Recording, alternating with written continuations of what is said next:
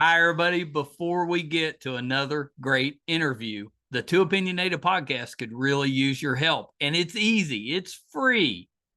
IMDb, which is the entertainment database, imdb.com, named us a top 100 podcast. We came in at number 82. That's a big deal because there's 15 million podcasts and growing. So to be named to anybody's top 100 list, pretty big deal for us. And the way you can help is to go to imdb.com, look up the Two Opinionated podcast, and that's it. Just bringing our page up. That traffic really helps us out. Our YouTube channel is MeisterCon Pod. All we ask is that you subscribe. It's also free, but that really helps us to attract these amazing guests that we keep bringing on the program. And that's it. Two easy ways for you to support us, and we would really appreciate the help. Now let's get to that interview. Hi, everybody. Welcome to another edition of Two Opinionated. I'm so excited today. I've got actress Dani Deetté with me. So welcome, Dani. Hi, guys. Hello, Michael. How you doing? I'm doing pretty good. I was so excited to talk with you. You always play the kind of badasses on camera. It's pretty nice. Yeah, you enjoy it. Every time you show up, I was like, well, somebody's getting their butt kicked. Oh, I know. I'm always like, well, maybe one day, they'll see the sweet side of me and know that I can do that too. But I know you can. I thank know you. it's in there, but you do badass very well. Thank you. I appreciate that. Well, let's start there, Dani. Tell me a little bit because your path to the entertainment business is kind of unique. So tell me about what got you interested in it and why you chose that. That's a pretty difficult profession. Yeah. What made you choose that one? Yeah, what do they say? They say like 1% of people in our union can actually support themselves doing this thing. I don't know how. How does that model work? It doesn't. It's not. Know how I have skirted by the skin of my teeth, as they say, pretty much being able to do that the last 6 years or so. But how did it start was your question, right? How did I? Yeah. How did you what made you want to get into the entertainment business? You know, I feel like a broken record because I've said it a few times recently, but I'm like, well, I'll just tell the same story. I was in my early 30s. I was in the process of some pretty big life changes. I was going through divorce from my very best friend, who's now my ex-husband. That's miserable in the best of circumstances. I know. No, it was one of those things where we were absolute best friends. We had been together for 10 years, and it was a devastating choice for both of us. Yeah. But we obviously, after lots and lots of thought and deliberation and therapy and all the things, right? Like realized, because we love one another so much, we're going to let each other. Sometimes it just doesn't work out. Yeah. And so, but basically in the process of that, I was faced with this abrupt, like it felt abrupt. It wasn't abrupt, but it felt very abrupt to be like, oh, I'm not going to have kids anytime soon now. And so like, I don't know what I want to do because my idea was I would work in criminal justice. It was a stressful job. Yeah. I liked a lot of parts of it, but it was also incredibly stressful. Working from within a broken system that you can't fix yourself, but really want to. Right. Basically, I was kind of holding on to have kids. I'm just gonna stay in this job until we decide we're gonna have kids, and then I'm gonna take off a couple years, hopefully have a couple babies, and then I wanted to go back for my LMSW and become like a social worker or therapist because I'm very passionate about mental health, which shows up in some of the roles I get to do, which is amazing. But basically, him and I had a conversation, and he said, if you could do anything, what would you do? Don't think about money. I was like, that line is gonna be the best. That's right. That's the hard part. Oh, when you get into acting or entertainment, you're not thinking about the money because a lot of people, can't support themselves in this thing, and it's really a horrible reality. But I just said, throughout the years, we had watched a lot of scripted television. I've said this before, but Dexter, the original Dexter, was one of our like main shows that we loved watching. Detective Deborah Morgan was on screen, one day, and I was just like, I think I could do that role, like I I love just that. something in me that I was like, I think I could do it. And I had done some community theater as a kid, nothing serious. It wasn't like I ever like thought I was wanted to be an actor as a kid. Yeah. And I sang and I performed singing in various groups and then solos and stuff like that when I was growing up, and did the High School Musical my senior year Yeah. because quit basketball because I had an injury. And so it was just something that was like always in me, I think. And throughout the years, it just would keep coming up. I think I could do that. I think I could do that. And so then big life change, this pivotal moment came up, and he asked me that question. It changed my life, quite literally, that one question. And he said, okay, well, then let's figure out how you go and do that. And we started figuring that out together initially. And then I found out that Atlanta was a smaller market, like a smaller hub. Right. Yeah. So I thought, well, why don't I go be a fish in a little bit of a smaller pond to try and get these credits? Because Smart. I coming into this at 17 or 18, and I wasn't going to be some young ingenue. Right. So it worked in my favor. I went down there, ended up, meeting people because I didn't know anybody in the business, Yeah. and just figured out how to move within the business, got some training, and yeah, the rest is kind of Well, history. and you've been busy. Like Yeah, it's been a busy half dozen years. it has. You Yeah, know, very grateful. yeah, yeah. Well, it doesn't usually come, that I don't want to say easy because it's never easy, but that's a lot of work in a short period of time, which goes to it kind of indicates how talented you are, which you are. I mean, I love when you come on screen because I know the acting's going to be really good, and it always seems like you've either got a really strong writing that you're acting out, which is great, or you're on a show that I really enjoyed. Like you've done all the sci-fi superhero type shows. So A few. Yeah, which is interesting. I keep finding myself in these sci-fi worlds, and I said to one of my good friends, like, I got to book Star Wars. I need to be in that Star Wars world yeah, because I've never watched any of it. I know, don't come for me, everybody, but I've never watched it, and I was getting ready to watch the original, like the three that they say, yeah, like, and I was getting ready to, and she said to me, I swear to God, if you book Star Wars, because I auditioned for one of the series, she said, I swear to God, if you book Star Wars and you've never watched it. And I said, oh, well, great. Now you've just challenged me. that's So I right. didn't. But now I got to book something without ever having watched it, just so that I can pick on her. Yeah, I love that. And you'd make a great Jedi, or you could do the bad guy thing. But I think Jedi. That's what I'm feeling. What are the Siths? Isn't there like The aren't there? Sith like the Jedi, but that's the bad version. Yeah, that's probably what they'll probably put me in, if Yeah, yeah, anything. that's Vader and Yeah, Darth they're gonna Maul in that group. some of my recent stuff, and they're gonna go, yeah, she's got to be a Sith. I don't know. I think that's your time to shine as a Jedi. Me be nice, please. Yes, be Out, nice. putting it out. Please let me be nice. You showed the one that I remember seeing you first on, and it's not. I was going to say Raising Dion because I remember watching that and seeing you on it, but it was The Gifted because I watched that show and you were on that too. But it's been too long. I don't remember that episode. And Dion, I remembered. For 5 seconds, I was on The Gifted. Yes, that Yeah. was like my first. That I was in kind that of thought maybe that was your first one because yeah, I watched that whole series, so I've seen you, but it's been too long. first year when I first started booking jobs. It was 2018, like Yeah, April 2018 was when I first started booking union projects, and I did like 7 or 8 different what we call co-star roles that year, and yeah. The Gifted was one of the first ones. And so, and I remember they wanted me to hold the gun really weird, and I was so annoyed because I was like, this is not how I would hold the Why'd gun. they want you to hold it weird? It was for camera. It was something with camera. And so I was like, I'm going to look like I don't know what I'm doing. And sure enough, in that footage, I feel like I look like I don't know what I'm doing. But it doesn't matter because I could be a rookie. Well, yeah, oh yeah, acting. I could be a rookie Sentinel Services guard or whatever. That's right. That's Yeah. right. You just haven't quite figured out where to aim that thing yet. What she's doing. And maybe it's a sci-fi type of gun anyway. And you got to hold it different. I don't know. We'll go with that. Do you have a favorite role that you've done? When it comes down to the role itself, Yeah.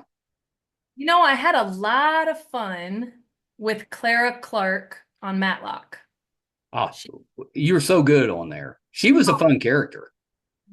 She was so fun. She was Yeah. so And the director, who is also one of the executive producers, she had said to me, I didn't know it at the time, but like after a table read, she said to me, Clara Clark, she comes in late in the season, like episodes 14 and 15, Yeah. right? Olympia, who's the main attorney, played by Skype Marshall, who's a wonderful human and great actor. Her and Elijah, I think his name was Elijah in the show, played by Emmy. He and her were apparently like these titans in the courtroom. I didn't know because obviously it wasn't out yet. Yeah. And the director said, "Look, they are never ruffled. Their feathers are always in place. Like no one contends with them in the courtroom until Clara Clark shows up and she gives them a run for their money because Clara was this attorney who represented these huge multi-million Yeah. billion dollars. And the description when I got the breakdown was she has a big friendly smile and she will slit your throat. Yeah. She's badass. I was like, oh, I can do that. And so she's smiling all the time, having a great time. That does sound like a fun role. Coming for you. She's gonna, she thought she was gonna win that case. So yeah, it was fun. That one was a lot of fun. Yeah. Yeah. My mother loves that show. That's her. Okay. Yeah. Yeah. Well, She watches that one religiously.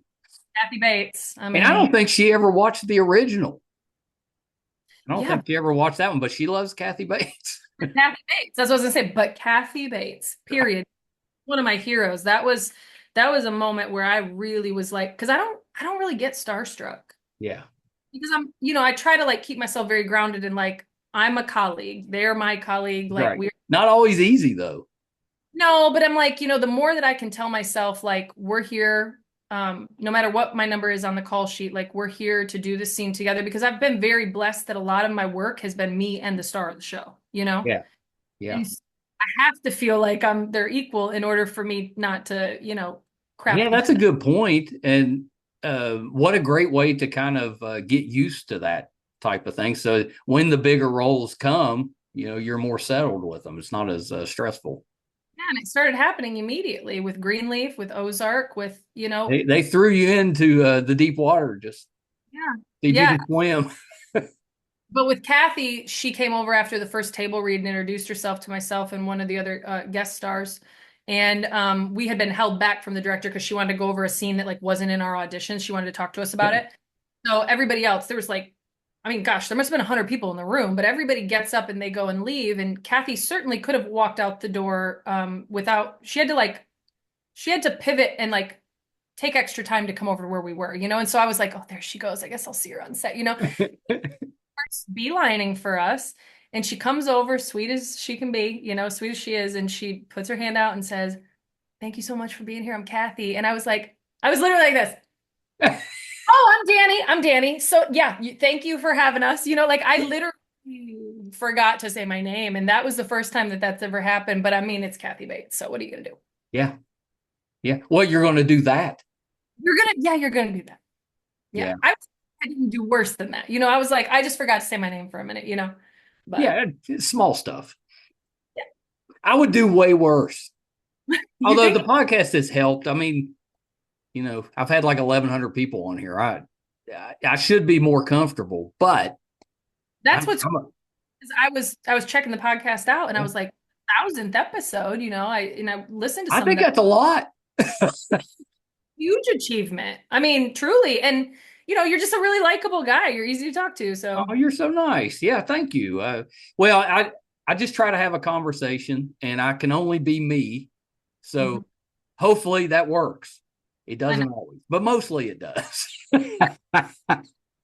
we try our best, right? But when I run into somebody that I'm a fan of, because I'm a fan, I can struggle a little bit, like meeting somebody at a convention or something. I sometimes I get tongue tied, and you end up just standing there and kind of staring. Luckily, most actors, they kind of get that people, that's how people can react, and they're pretty good about it.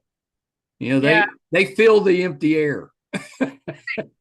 Yeah, I mean, like, so that thing happened with Kathy, and then the next time I saw her, I was having to like present on my case, like Yeah. while filming, and she was sitting in the gallery. And, when you're playing an attorney, there's a lot of people in that room. with between the gallery, people from the jury, you know, everybody else that's in the courtroom, and then all of the crew.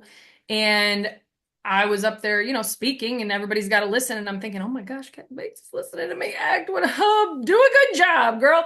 And this was crazy because I went to lunch and one of the background actors came up to me and said, hey, I just want to tell you, because I would want somebody to tell me, I overheard Kathy talking to somebody else about how good you're doing, like how good you are. And I said, are you sure she was talking about me? Yeah, are we sure? You know what I mean? And he was like, she was talking about you because somebody thought she was talking about somebody else, and she corrected him and said, no, her, you know. Amazing. And one of the other actresses who was sitting next to her in the gallery, her name's Yael, she had told me on a break, she said, no, Kathy and I were talking about you earlier. And I was like, I evaporated right then and there. I was like, wow, thank God. Thank God I did an all right job while she was watching. You know? Well, and what great feedback. I mean, because a lot of especially that top tier of actors, maybe they don't take the time to throw the compliments around. But it's so beneficial when they do. They don't have to, but yeah, I've been really lucky, to be honest with you, Michael. Like, I have worked with some incredible, very down to earth, just amazing humans. Kathy being one of them, obviously. I didn't get a lot of time with her, but she's incredible. And Bill Pullman, like, he's one of the kindest men you'll ever meet. Even Stallone was like so nice to me. I've always heard he's great. Yeah, he was really kind to me. And I don't know what I did, other than we were kind of like being cheeky with each other while we were filming because I had to like hate him, you know, in my role. And so he sat down and like didn't say hello at first. And I was looking across the table and I was like, hi, I'm Dani. And he just was like, like that. And I was like, what is going on here? And so I was like, all right, you know what? That's fine. So we started doing the scene and I'm like drilling lasers into him. And then we cut and he's like, she wants to murder me. And so we all laugh. And then, you know, we take a break and one of the, I think he was one of the writers. He came up and was like, this is how he said it. We were at Crafty and he goes, number one loves you. And I was like, what? I couldn't hear him. And he's like, his eyes got really big. Number one loves you. And I was like, oh, well, tell number one, I love Oklahoma.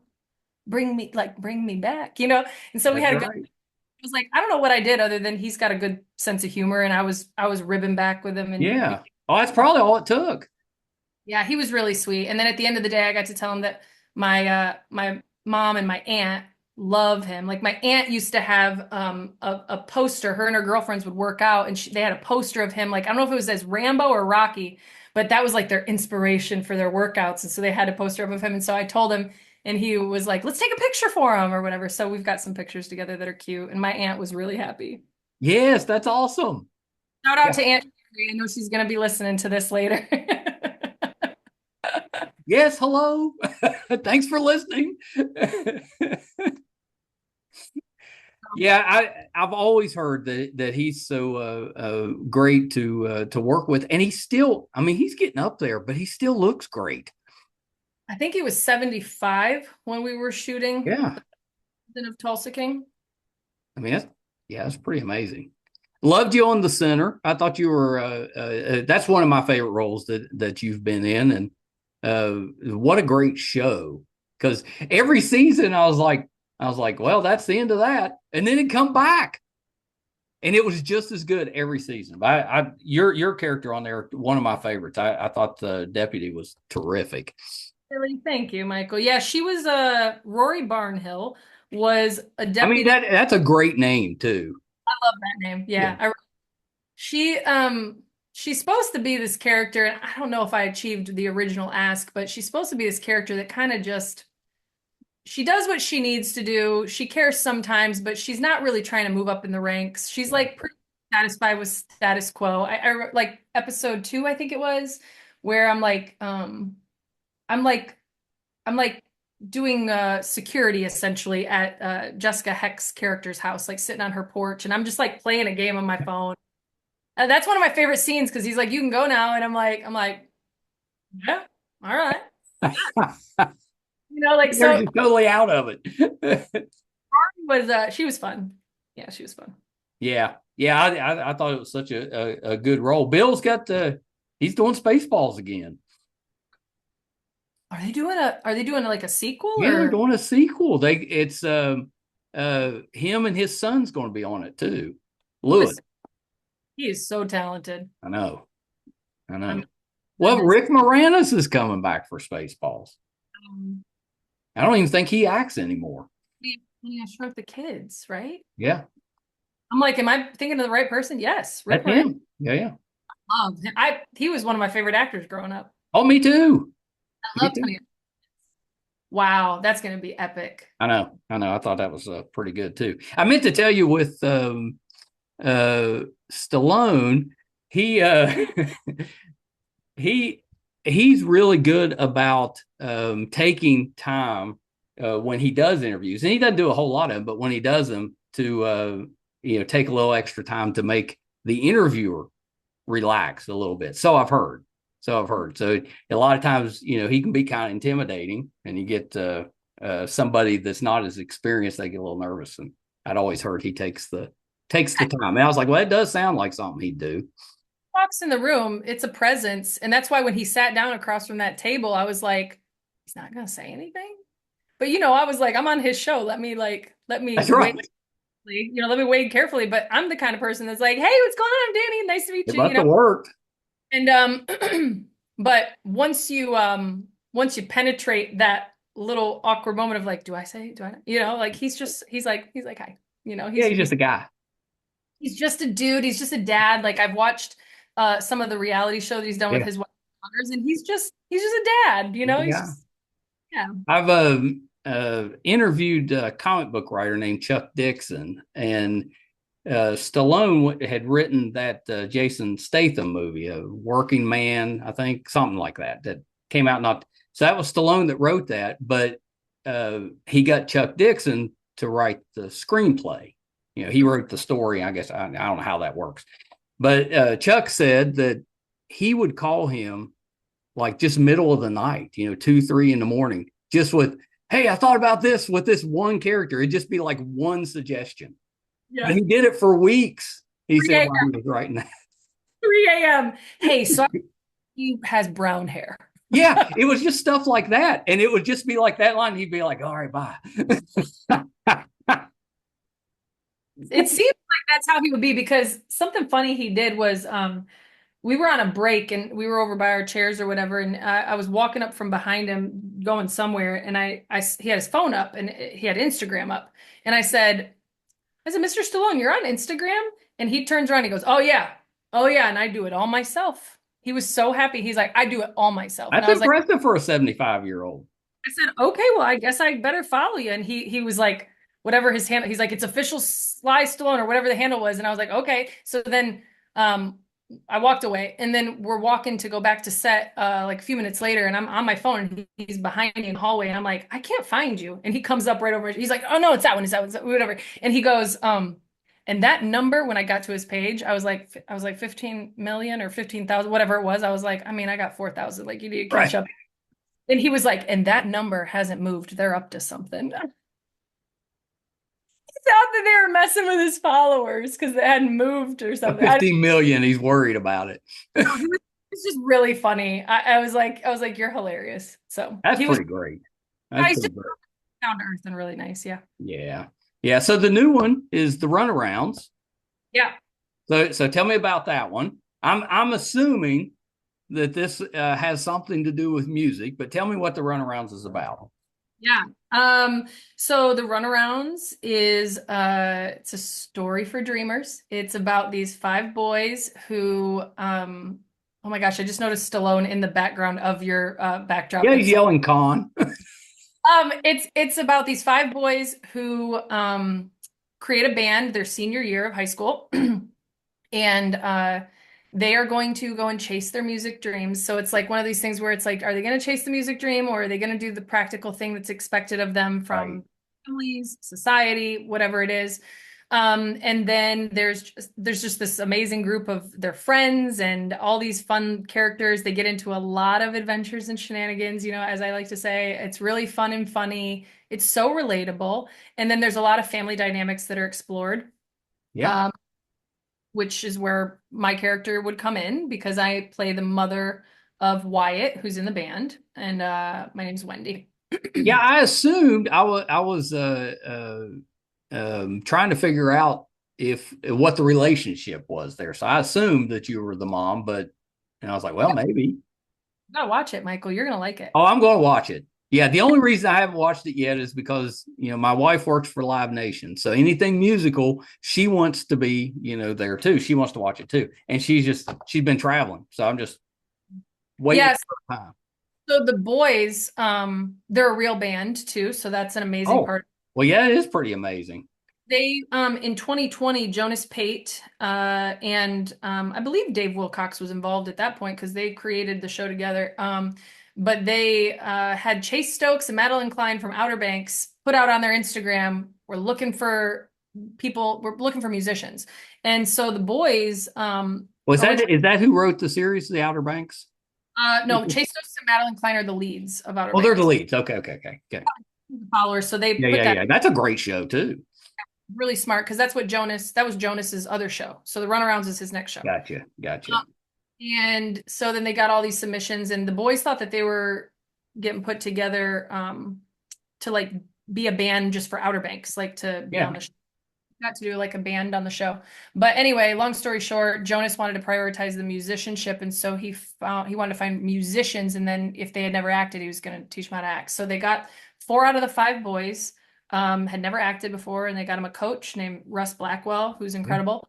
And they started, doing some stuff in 2020, and then by 2022, we shot the pilot episode, and it got shopped around, and Amazon and Skydance TV obviously picked us up, and we shot the other 7 episodes in the fall of 2024. Yeah, that's amazing. That's a long journey. Yeah. So when all the boys got put together, they became a real band, and they made a real album, and it's out for streaming everywhere. You can stream. Oh, that's amazing. I have to watch that. Yeah, the songs are all throughout the show, and they're really playing live. When you see them playing in the show, they played live take after take. Well, I had heard that the music is really good. Like it's strong. It's so catchy. It's just such feel good music. I have It's my favorite type of music.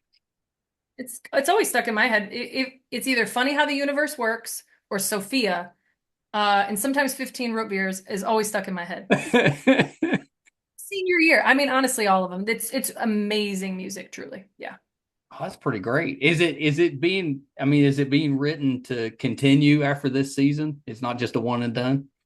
I did see that Jonas did an interview. I think it was with Hollywood Reporter, but he did an interview where he talks about his 5-season plan. Oh, wow. If we get that, he's got a 5-season plan. Yeah, but that's awesome. He's already got it mapped out. So, yeah, I don't know Amazon holds up their end, you're set. I don't know how much he has mapped out, but I know that he has, like, he talked about how, the band would go through the normal stages of like a band, doing like small local gigs, and then they slowly get bigger and bigger and bigger to like where season 5 would be. They're one of the biggest bands in the world, selling out stadiums kind of thing, if we got that far. So that would be really amazing. And the boys are on their first tour right now, for real. And really? All sold out. It's all in the Southeast. Are they headlining or are they opening for somebody? Sure, yeah. Yeah, that's I love that, they're combining the two. It's so cool. Because now these guys know how to act and they've got a band. Mm-hmm. It's kind of like the Monkees back in what was that? The 70s, where they put those guys together for the show. The sitcom became a really, really huge band. Yeah, it's a great idea. I think so too. I love that. Yeah. I'm excited to watch it. It looks like one we would both enjoy. When you and your wife watch it, you'll have to let me know what you think. Oh, I will. I'll send you a note. We're hoping maybe this weekend we can start it. We're going to see Tyler Childress in Cincinnati, but we're going a day early, so that evening before the show, we'll probably just be sitting and watching stuff. So that's the plan. Oh, there's a fly in my house because I have the door open for the dog. Don't you hate that when flies come in? I know. I'm like, you got all that out there. I won't bother you. Stay out there. But you come in here, I feel like, I take that personal. You must be smelling some like food or something you're coming in for. I don't know, but right. That's right. Loved you on Falcon and the Winter Soldier. Thank you. Comic book guy. So I thought, speaking of badasses, did you have to train for that one, fight wise?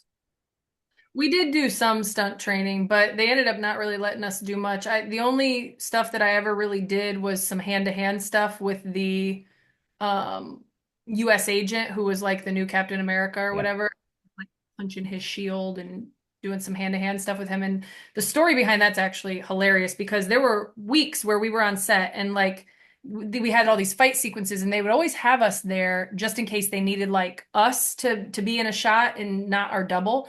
And so most of the time we were like sleeping in our trailers or we were, on set watching the stunt. I would go to the set a lot to watch the stunt team because Yeah. I'm one of the biggest fangirls of stunt people. Like if I'm on a show that has stunts, like I'm like this. Hi Do guys. you do stunts? I mean, is that something you want to try at some point? No. No, they are to me Olympic level athletes. They are incredible and I could never. I have no interest in doing that because I'm pretty accident prone. But I mean, I was a sports kid, but like I have some old injuries, so Yeah. I'm just to mess myself up. Yeah. Don't mess with it. No. Vanessa Cater was my stunt double in that, and she is, I call her a Terminator Viking because that girl can take hits like nobody's business. I mean, she can crash out and she just gets up like nothing's That's a happened. skill. She's incredible. They're all incredible, but yeah, so we did a little bit of stunt training, not much, and then really our doubles took over most of the time and we were just a cheerleader group for them, but I was a super soldier, right? So there was a lot of crazy stuff that she had to do, Yeah. and it was pretty amazing to Where watch. I mean, are you a comic book fan? Do you read? Mhm. I didn't figure you were. That's why my friends who they are self-proclaimed nerds, okay? I'll say Yeah. that. So they say that with love, they were like, you don't deserve this booking. You can't appreciate it. That's where like the Star Wars conversation and all that came up, and I'm like, okay, but I'm gonna take it really seriously, and I'll do some research, and I will know what I'm doing when I get That's there. right. That's But no, right. I just comic books. I wasn't, so it's just not a thing that I am into. Well, I think that's okay. That's okay. It's not affecting you. Yeah, no, but I love Wonder Woman, and because my mom actually looked quite a bit like uh oh my Linda gosh, Carter, Linda Carter when she was younger. Her and Linda looked like sisters. you got a And pretty mother. she was very beautiful, Yeah. yeah. And like when I got into like my early 30s, I had really long dark hair. I started getting comparisons. Like a lot of people would be like, you look like Linda Carter when she was Wonder I Woman. can And kind of see that. Yeah. it's been a whole thing, but like people have put like me, my mom, and Linda all together in a picture, and we really have very similar facial features. So Yeah. I Yeah. why it was happening, but my mom and Linda really resembled each other. It was crazy. So back in the day, of course, that was great for her. Right. Linda was the girl. But anyway, so I've always kind of been familiar with the Wonder Woman stuff because of that. Because of that. Well, that makes sense. Yeah, but like I love Iron Man. You know what I mean? Like I love the Hulk. There's so much of like the Marvel stuff that's coming out Yeah. that I really like. And now with like Peacemaker, Peacemaker's hilarious. The Suicide Squad stuff, like I Yeah. watch all of it. Yeah, it's funny. It's really funny. Yeah. That's the best part That for is the me. best part.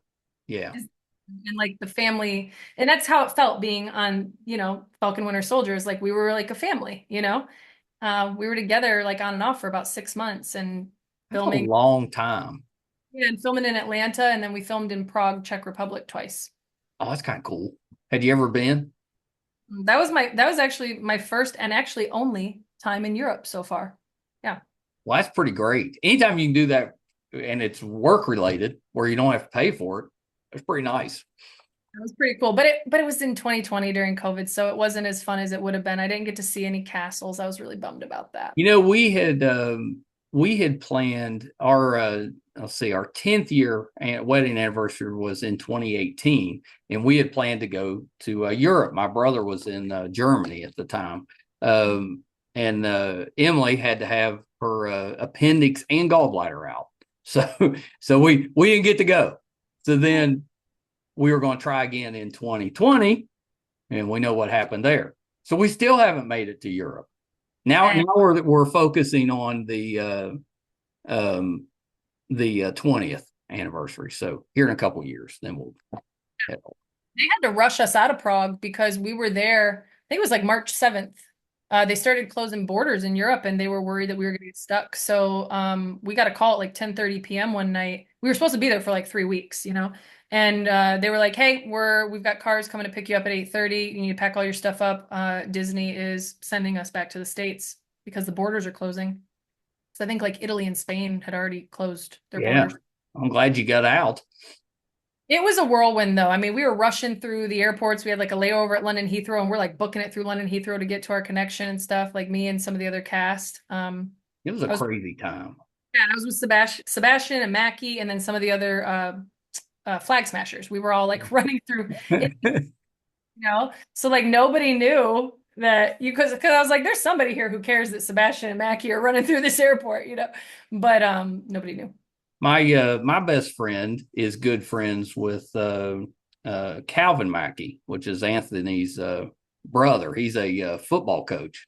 Oh, cool. Yeah. They got friendly through college football. They met through that. But Mackey's a trip. Yeah, he's a talented guy. Very. Yeah, he went to Juilliard. Yeah, that's what I heard. Yeah, that's kind of nuts. Did I see that you've got? Are you on the new season of For All Mankind? I am. Yeah, I make a quick little appearance there at the end of the last 2 episodes of season 5. So I don't know when that's coming out, but probably sometime. Yeah, soon. I would assume. Yeah, Apple's got a bunch of stuff out right now, so maybe it comes after those end or something. I got to go to space for the first time, so that was cool. Not real space. Yeah, that's a good perk. Not Katy Perry. I didn't go to real space, but like, I got to space. So that was really cool being on that set, and being like you're in a space station. That was really fun because I've always wanted to play an astronaut for a long time, and I'm not an astronaut in the show, but I'm a citizen of Mars. Oh, that's kind of cool too. Yeah, because I guess there's like does that make you a Martian? I don't know, but that would be fun. I think it does, doesn't it? If you're a citizen of Mars. Cool. Beth, my character's name is Beth. She could be a Martian. Beth the Martian. Yeah. I don't really know. I think it's like one of those things where it's like they have people from the United States like can volunteer to go and live up on Mars kind of thing. And so so that's kind of I think I'm in that group of people. I don't have all the details, Michael. I understand. And I had to do some stunts. I had to do some stunts for that one. Okay. But I still called Vanessa and talked to the stunt coordinator, and Vanessa got to be there just in case we needed her. So that was cool. That is cool. My good friend now. So yeah, I try anytime I have stunts, I'm like, do you guys need Vanessa? Because I would love to be on set again with my friend, Yeah, that's not a bad gig. If you need the help, you already know somebody that can handle all that. She's a great fit for me. Well, and I'm guessing you're similar shape, form, or so she's able to double you. Yeah, she's technically an inch taller than me. Like when we did Marvel, she was like an inch taller than me. And at the time when we started, she had like maybe 10 or 15 pounds on me, I think. She's like really muscular. I figured, yeah. You'd have to be to take that type of punishment. She is a brick shit house, as they would say. No, she's built. She's got a beautiful body, but she's she's really athletic. And so, but when we broke for the COVID stuff, she started losing weight to match me more. And then I was like, well, I'm gaining weight, girl. I said, don't lose too much weight. Pass each other. During this COVID shutdown, like I'm just going up. And if you're coming down and you're already an inch taller than me, but basically they said that like with the way that camera is, if she's got more weight on me and she's taller than me, it proportionately looks it balances it out. Yeah. But if she's the same weight as me and taller than me, like it wouldn't match as good. So I was like, calm down, eat some carbs. Yeah, eat some carbs. Well, we were all trapped at home, and it was great for about 2 weeks. It's kind of nice little break. But then we all got bored really quick, and then we just started eating. Literally. Yeah, I put on weight then too. We all did. Trying to find reasons to go outside, but then being like scared to go outside because we didn't know what the heck was really going on. We didn't know what was true and what wasn't about the contagion and all of it. So yeah, that was a trippy time. We had 3 grandbabies born early that year, and we couldn't see any of them. Oh man, that's right. I mean, we saw them through a door and stuff, but you couldn't hold them, and it was awful. Yeah. And now we know, like, look, if you don't have COVID, you guys can see each other, right? Like, That's it's right. like, That's right. Well, and I get it though. I mean, well, hopefully we don't have that again in our lifetime, but I get the overabundance of caution. yeah, for sure. We there for a while, it was looking pretty dire. It was. Yeah. I'm glad we're through that portion of it, although we're not through with it. No, and I think like Hollywood's still recovering from it, I think. And then we had our big strike. Well, two of them. Had our historic strike where the Writers Guild and the Screen Actors Guild Yep. struck at the same time. Yeah, that was There was great. there was a lot. Our industry has taken multiple hits. And then now post-strike, there's like, post-strike reduction of work. Yeah. Yeah, I know. Well, I got friendly with some of the cast from Resident Alien, and their show started around the pandemic, and where it ended after 4 seasons, and they probably should have had six, because it took so long because all the interruptions to get a season out. And I figured there was a lot of shows that lost seasons because of that. And shows that were getting off the ground that will probably not ever get off the ground now. Yeah, just never made it back. People or just new shows that won't get made now that we're about to start. Yeah. Yeah, good point. Yeah, I'm sure there was a bunch that just got scrapped. And like actors who had probably booked their first series regular role and were getting ready to go and do that. And it was going to be there. Like I've heard so many Oh, I stories. didn't even think of that. Yeah, it's terrible. Well, and then you add in like the fires, and so many people lost homes and stuff in LA. It's been rough out there. We have been taking hit after hit after hit. And Yeah. now intelligence is trying with all their nonsense. So, Oh, I we know. we will trudge forward and hopefully prevail. You had a little appearance on Happy Gilmore, I did. I the new had, one.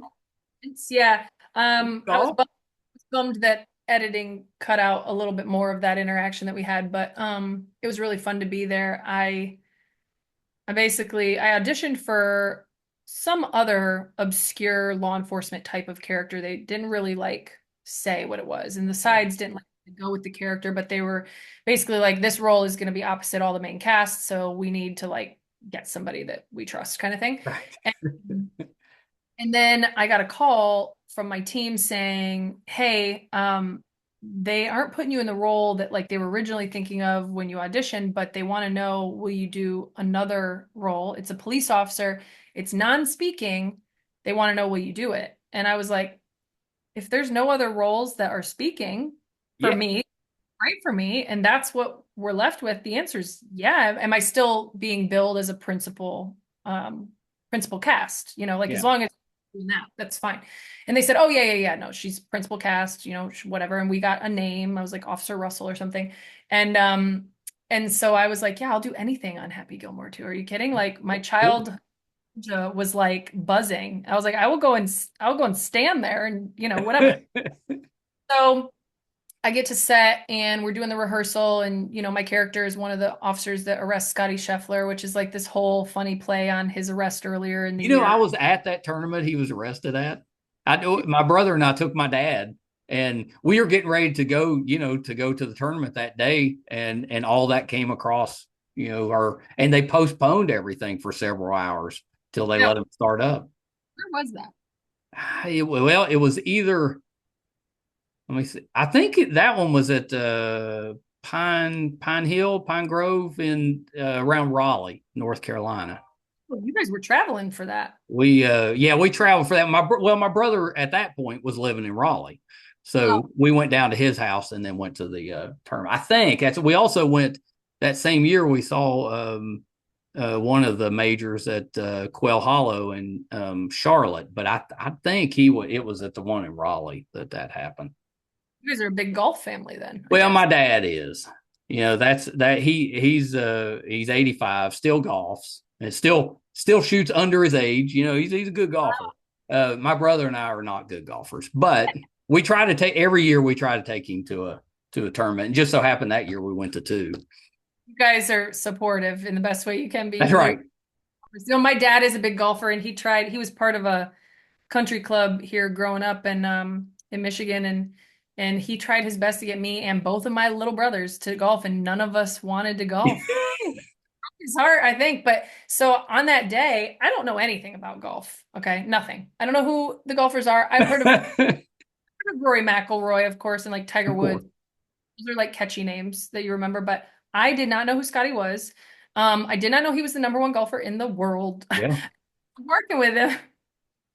Well, neither did the police officers apparently that arrested him that day. This was good. So I'm working with him, and I'm like, we got time to shoot the breeze, and his caddy, his real caddy was his caddy in the movie too. They're both awesome, nice guys. And I'm like, so Scotty, how long have you been golfing? Like, like whatever. And he's like, oh, I think probably 5 years. And I was like, how old are you? 28. And I was like, oh my gosh. I was like, you've been golfing like professionally since you were 23. I was like, that's amazing. Like, It is congratulations. amazing. I'm just congratulating him on like, that's amazing. You get to golf for a living, like whatever. He had so many opportunities all day long to tell me that he's the number one golfer in the world. He never did. So I'm looking like an idiot, like, oh yeah, so that's cool. Well, whatever. Anyway, and then someone else tells me, these are like the top 4 golfers in the world, and I was like, what? So I go back and I'm like, Scotty, like on our next time I saw him because we were on breaks or whatever. I was like, so you guys are like the top 4 golfers in the world? I was like, that's what I'm hearing, and he's like, oh, yeah. I mean, we do pretty good, or what? Like he's so humble. It was so funny, but I love that. That just makes me like him more. yeah, and so I said, well, I said, I'm like, I'm sorry. I don't know anything about golf. So I apologize. Like I said to him, I'm sorry if I'm supposed to like know who you are or whatever. And I said, I don't know anything about golf, but my dad's a big golfer. I said, would he know who you are? And he's like, I don't know. Maybe. Yeah, he might. I don't Did know. you And get a picture? so I said, well, let's take a selfie before we leave today so I can send it to my dad and see if he knows who you are or whatever. And he's like, oh, okay, yeah, we'll do that. So then fast forward the end of the day, Scotty's getting shuffled off like to like take him back to the van to like get him off set. And there's like hundreds of background there, Yeah. people. And so there's people trying to get like people all throughout the day were coming up like really incognito. They weren't supposed to be doing it with like a golf ball and a Sharpie being like, Scotty, in between stuff. And he would just turn around, he would sign stuff and move on. And I would be like, oh, okay, that's you must be a big deal kind of thing. Then he's leaving, and I'm telling you, Scotty's tall, so he's above kind of, but he's moving, and there's all these people around him, and I'm like on the other side of like multiple people, and he looks over and sees me, and I'm like, see Scotty, just waving to him or whatever, and he stops, and he's like, oh, Dani, we need to get that picture like for your dad. And I was like, oh crap, yes, we do. Hold on, let me get my phone. And so I got my phone, and then he took the phone and he took a selfie of us. It's like a little bit blurry because we were like in the move of it all, but he stopped and remembered that in the midst of all that chaos and reminded me I needed That's a picture. amazing. He's so nice. Because you wouldn't have been upset with him if he'd forgotten. I forgot. I had forgotten. So I was like really happy that he remembered, and I could send that picture to my dad. Well, so how did your dad react? Oh, I mean, my dad was elated that I got to be part of Happy Gilmore and like got to be with all of those golfers. He would have been a kid in a candy shop if he got to be there watching them hit balls, Yeah, my dad'd be that way too. My dad is funny. He's a baby boomer, and I think he's about to be 73. Yep. Yeah, putting all your business out there, Dad. And he, when I first started acting, was like, oh, you're trying to be supportive, but he was like, why'd you get a degree if you're gonna just go be in? My dad is very practical and old school, we'll say that. And so then he was supportive, but like had never gotten really jazzed about anything until, and this was the first year I had started booking, like I think it was like the 4th thing I booked was like a one-liner on a movie with Clint Eastwood. And so then to do this movie where Clint Eastwood was my director, and I got to send a picture of me and Clint. At the end of the day, my dad was like, oh, so you're an actor. Like, so you're an actual actor. Yes. that was, it took Clint Eastwood. Well, I was going to say that's the perfect one to send him. Because especially someone that age, Clint Eastwood. I mean, come on. Dad still, like to this day. I mean, I grew up watching I Love Lucy and Andy Griffith Show and like all that, Little House on the Prairie. And so even now when I'll leave and go and work, and he'll come over and stay with my dog, who's, a senior pup. Yep. I've been back in Michigan the past couple years because of like family health stuff and my dog's health stuff. But my dad will come over and watch him. And I come home and every single time without fail, I turn the TV on and it's on Andy Griffith. Well, you can't beat Andy Griffith. Black and white Andy Griffith, John Wayne, like all that stuff. That's what he had. I mean, I Love Lucy was one of my A great big show. It holds up. It's funny. Temple, like that's what I was raised on and I loved it.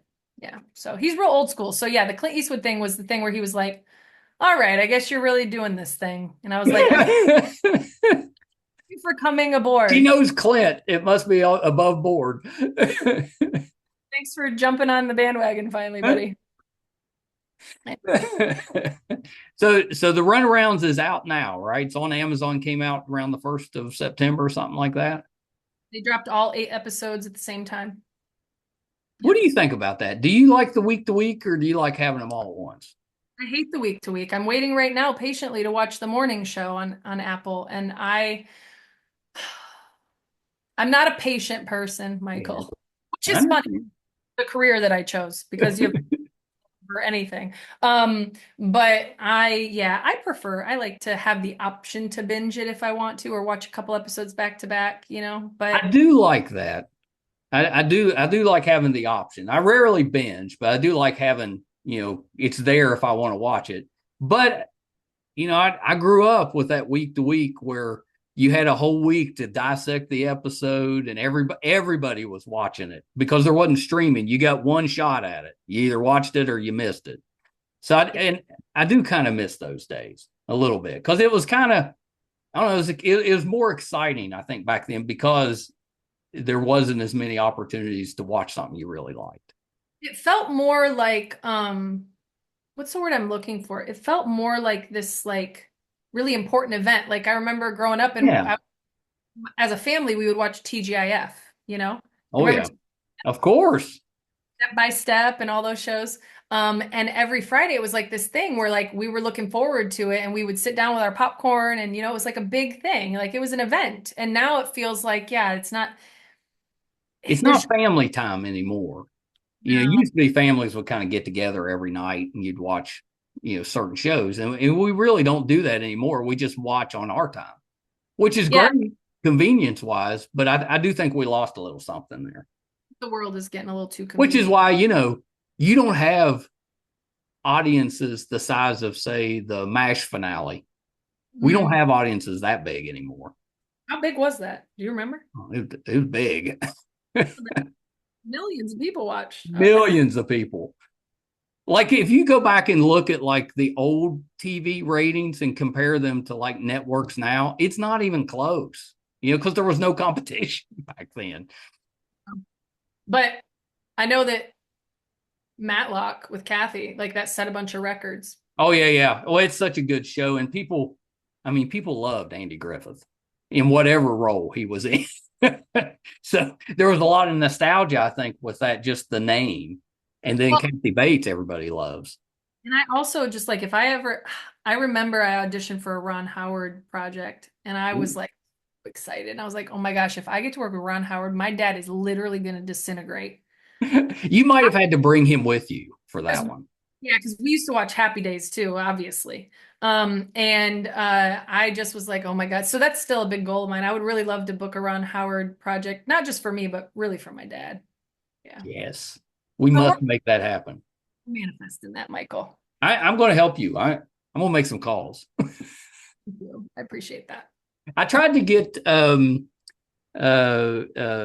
Vivian Ross that played Mrs. Cunningham on Happy Days. And she's in her 90s. So I wasn't able to get her, but they hooked me up with her son, who is also an actor, Jim Meskimen. And we've gotten kind of friendly. He's been on the show a few times, and then he introduced me to Anson Williams. So I got Potsy has come on. So I'm slowly working through the cast of Happy Days. That's amazing. Yeah, that's really. It's hard with those like those actors.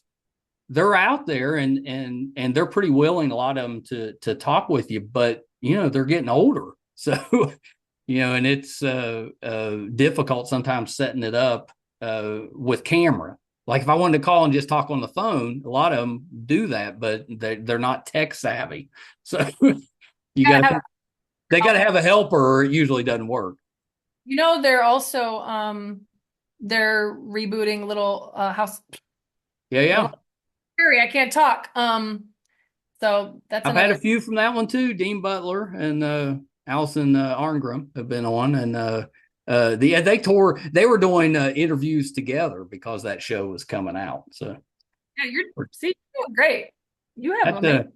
well, it's really just about working or working on relationships, just like acting. A lot of your stuff comes because somebody you've met along the way says, "Oh yeah, how about Dani? She'd be good for this role." And then it's the same thing. Most of our when we started, 95% of the guests we had to go and solicit, and get. Now it's the reverse. 95% are sent to us, and that's pretty great.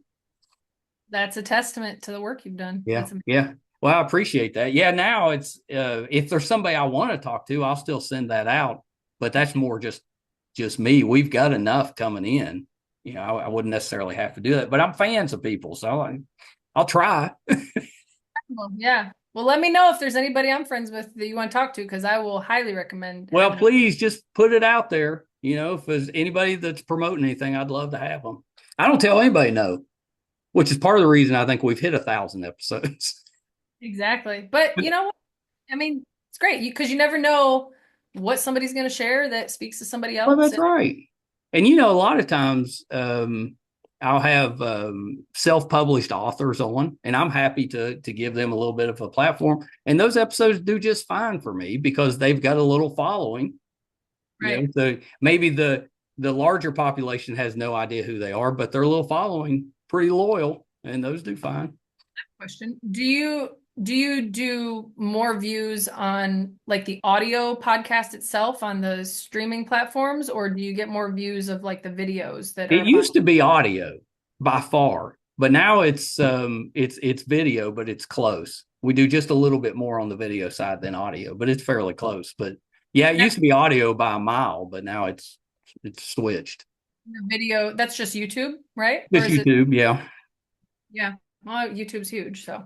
I know, I know. I just assumed nobody watched podcasts. They all just we listen to them when we're doing something else. But there's apparently a lot of people that watch them. To watch podcasts Oh, too. there And you go. the ones I watch, I mean, they're really fancy, like Diary of a CEO. He has a whole set and like a crew that does There's like, some that are top notch. well, like Jay Shetty, like he has a bunch of celebrity, like big A-listers and stuff on Yeah. too. Like a whole set that they set up. And I mean, even some of the smaller ones though, because I know some girls that have some podcasts and they have like a cute little, Oh, lounge. yeah, I've got friends that podcast, and their sets amazing. Yeah, pretty You know, cool. just we went with the background because we were operating out of our bedroom, and we're in a studio now. But I was just like, the background works. I'm just leaving it. So Yeah. there we You're go. you're known for it at this point. Right. Yeah, we're that's our thing. So we'd had, we thought we'd set up a little room and kind of do it that way. And I was like, this works. Let's just why mess with it? Having guests that are on virtually anyway, like you don't have to have people in Right. person. I mean, we've done a few in studio, but there's not a ton of actors that come through West Virginia. When one does, I try to grab them and they'll come to the studio. We've done some live interviews, but the majority, yeah, it's so easy with but we wouldn't be, if we had to do live interviews, we wouldn't have a podcast. It would be a lot of scheduling and a It'd lot be of. it'd be tough because we're not on the coast, either one of them. So we're You're kind right. of like trying to act in Michigan. Yeah. All my auditions are, self tapes, which is great. And then, if I have to have a callback or something, it's virtual. And then I fly out to wherever I need to Yeah. be. I know that part of it I think has improved because before you kind of had to be in LA or New York, and if you weren't there, it was tough to find work. But it's not that way anymore. There's pockets all over the place now. You still have to be what's called a local hire for most roles, unless you're like a lead. So, because I have places that I that I stay in LA. I have places I stay in New York. Like I am a local hire in both of those big That markets. that counts as long as you have like something. And right now it's just there's actors kind of displaced everywhere because of like the strike and all that stuff. Like a lot of Right. people to their hometowns and or just like go somewhere else outside of that big city because of cost of living and like when there wasn't any work. Yeah. So for me, the Michigan thing is like an extended temporary stay. I will be moving back to a big market, but right now, while life has other plans That's for right. health or family health stuff, I need to be Family's got to come first. I need to be where I need to be, That's right. That's right. And it's working. Working. You've Yeah, been my busy. team is all in LA and they represent me bi-coastally. And then I have an agent down in the Southeast as well. Um, and it hasn't impacted my ability to work No, anywhere. no, you've been busy. You've been busy. Well, Dani, thank you for taking a little bit of time. This has been terrific. I hope you'll come back whenever the next one comes along. Love that. You're super easy to talk to. I would love to come and hang out and maybe we can convince your son to pop on and say hi one time too. Because I now that I've listened to that episode, I was like, are we gonna get on and talk about cups? Maybe we should debate cups. We could do some cups. Well, when we started, that was all it was. It was just the two of us talking about, nerdy crap that we were interested in. And I was great. I was fine with that. But it kind of evolved in this, and he figured out pretty quick he does not like being on camera. So I can coax him into it on occasion, but No, I was just messing because I know that he'll probably hear this and oh, then he'll hear it when he edits for yeah, sure. I want him to know that I listened to the 1,000th episode. And the two of you and your shorthand I speak to each other is just really fun. Yeah, we did that one's more for us. Although people watch it, I'm like, you have got to find more important things to do. Obviously, because coming on as a guest, I was like, well, I think I want to listen to him talk to his kid, like Yeah. I want you guys, because I was, for purposes of today, of course, I mean, I want to go and listen to other episodes, but I was like, I want to know the people I'm talking to, I'm It glad you did that. That's nice. was a nice episode to listen to. Yeah, yeah. Those are my favorite. I love us just hanging out together. And it's and he's children's librarian during the day, and he's got a steady girlfriend, and he's building his own life a little bit, but he's hung in there with the podcast. He does all my editing, and yeah, I couldn't ask for a better partner. It's been Said he, pretty. li- he said he likes doing it. So Yeah. Yeah, it's not bad. It's not bad. Well, Dani, a couple of little things before I let you go.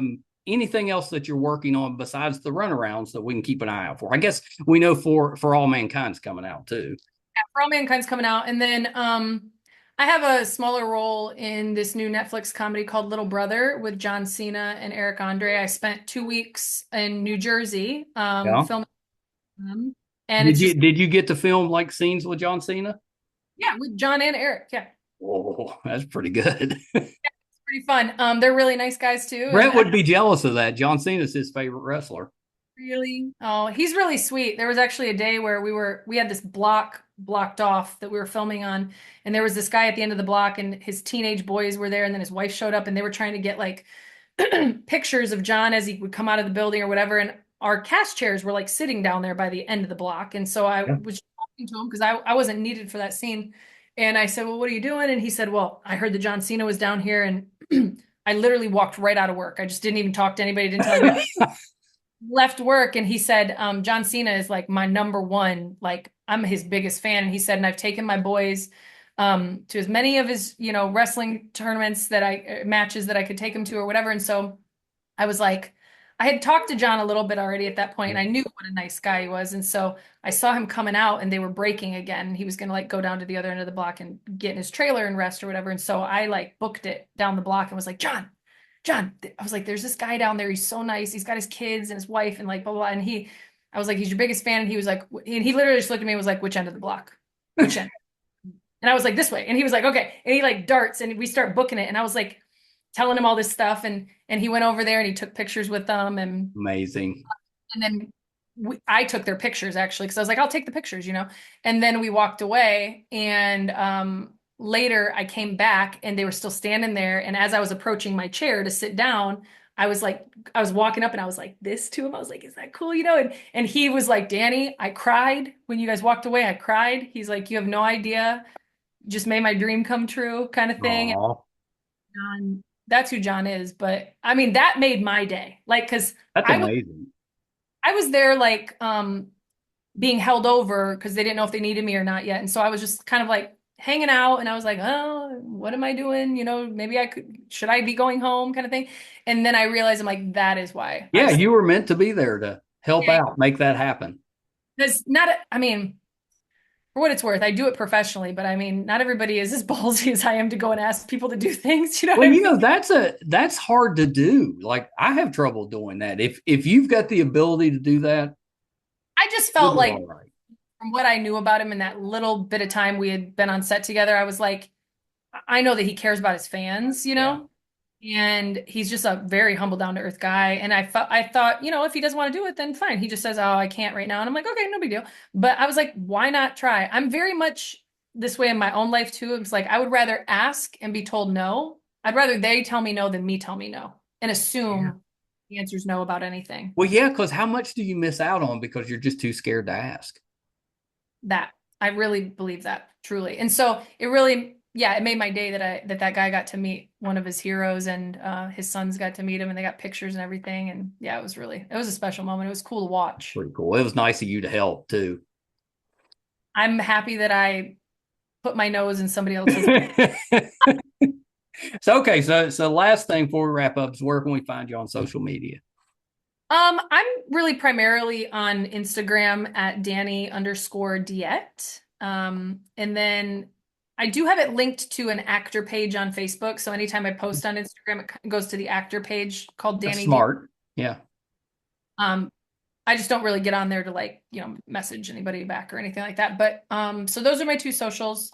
And then I always say the best way to keep up on anything I'm doing is really to check IMDb because I will always have, for the most part, I try and get my projects up as soon as I film them if I'm able to. There's a bunch on there. Oh, I keep forgetting that I'm in an episode of Reasonable Doubt on Hulu, which is a Oh, like law drama. yeah. Um, I got to play a child psychologist on that, and so that was really fun. And that should be coming out sometime because they started airing that season 3. Is it on season 3 already? Yeah, I thought it just came out.